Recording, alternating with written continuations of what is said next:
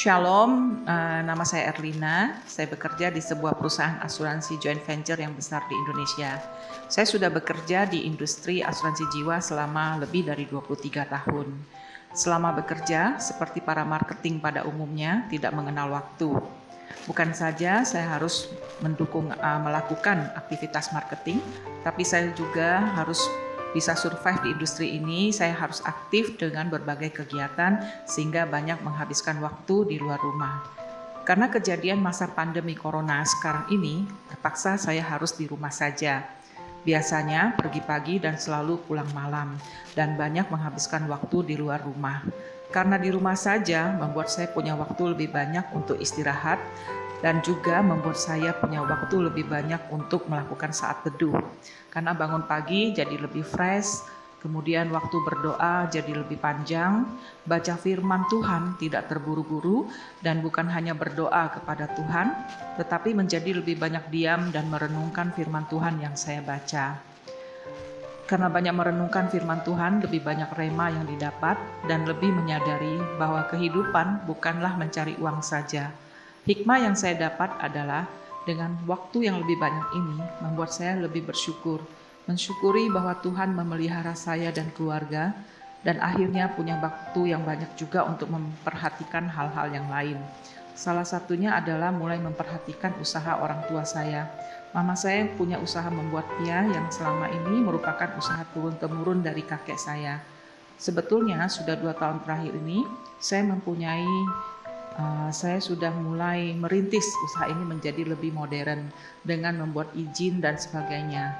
Tetapi karena kesibukan pekerjaan, kurang saya perhatikan. Tetapi di saat-saat seperti ini, saat semua marketing tidak bisa keluar rumah, tidak bisa bertemu dengan calon klien, tidak bisa melakukan transaksi penjualan, membuat saya mempunyai waktu untuk memikirkan usaha ini. Puji Tuhan, di saat saya lebih fokus dengan Tuhan, justru saya mendapatkan banyak pembelajaran yang sangat berharga. Saya belajar memahami dan bisa melihat dengan cara yang berbeda. Kadang kita perlu waktu dan suatu kejadian yang traumatik untuk menyadarkan kita bahwa ternyata kita punya sumber-sumber daya yang tidak kita sadari. Bahwa masa down seperti ini adalah masa yang paling tepat untuk mempersiapkan hal-hal yang tidak pernah kita pikirkan. Saya mengubah diri saya yang selama ini kurang memperhatikan orang lain. Sekarang saya jadi lebih sering ngobrol dan mendengarkan orang lain melalui chatting dan telepon tentu saja.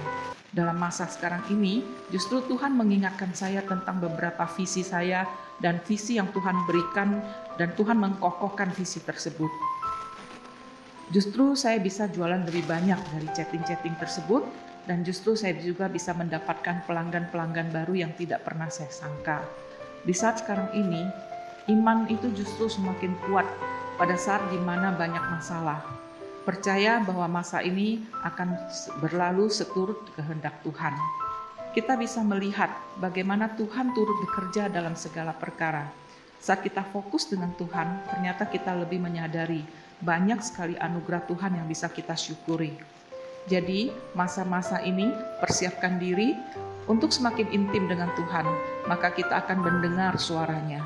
Kita akan mengalami penyertaannya dan kita akan menemukan panggilannya.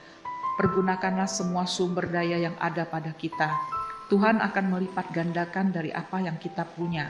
Seperti pada waktu Yesus memberi makan 5.000 orang. Tuhan bisa saja langsung memberi makan. Tetapi pada saat itu Yesus berkata, Markus 6 ayat 38. Tetapi ia berkata kepada mereka, berapa banyak roti yang ada padamu? Cobalah periksa. Inilah rahasia berkat Tuhan. Tuhan ingin kita memeriksa sumber daya apa saja yang kita miliki. Serahkan kepada Tuhan dan lakukan sesuatu. Di Markus 6 ayat 39, lalu ia menyuruh orang-orang itu supaya semua duduk berkelompok-kelompok di atas rumput hijau. Saatnya kita bersama-sama, khususnya bersama-sama keluarga. Di rumah saja membuat kita punya waktu lebih banyak bersama-sama keluarga. Temukan sumber daya yang dimiliki keluarga kita dan lakukan sesuatu dengan sumber daya kita. Maka bagian Tuhan adalah memberkati dan melipat gandakan sumber daya yang ada pada kita saat ini. Saat semua ini berlalu, kita akan menjadi anak Tuhan yang lebih kuat dan menjadi berkat. Demikian kesaksian saya, Tuhan Yesus memberkati.